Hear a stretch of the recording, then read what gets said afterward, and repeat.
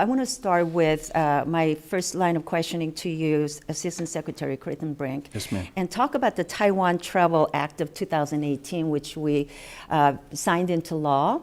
And that allowed high-level officials from Taiwan to visit United States.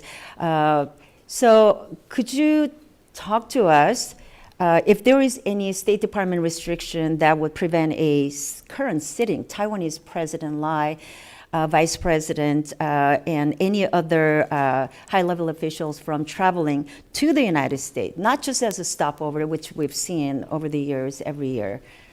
So could you talk to that issue?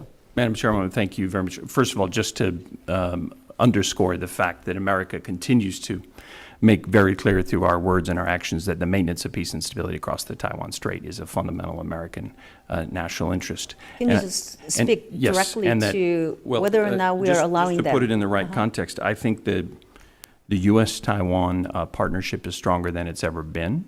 I think we have regular diplomatic channels. That's why. Can you talk specifically to if Department we of State support travel do you have any and restriction engagement on allowing them based on this bill? based that's on signed into law? long-standing precedent. We have a range of channels that we use. Some of that involves meeting face-to-face, sometimes through other channels. We have facilitated, as you are well aware, transits of the United States by we're all senior aware of level that. I leaders. mentioned that numerous times. So is there any restriction why the Taiwan President and Vice President has not come to Washington? So Washington, traditionally, DC? based on our robust, important, but unofficial partnership with Taiwan, we don't have those leader-to-leader meetings that would imply sovereignty. Taiwan but Travel we have Act facilitated. that signed into law allows them to be able to do it. So I'm just asking specifically if this is a restriction that the State Department has put on.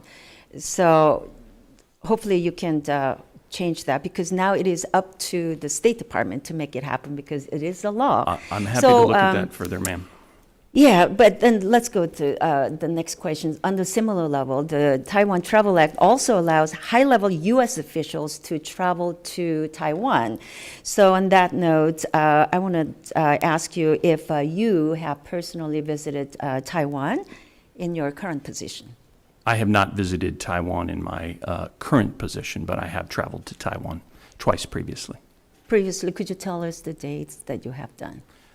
My recollection is I traveled to Taiwan in 2009 and 2013. And again, that's, I know it's before your time, but again, the Taiwan Travel Act is already signed into law, and that allows us, the high-level officials like you, to travel to Taiwan. So I hope you have plans to go to Taiwan, hopefully soon.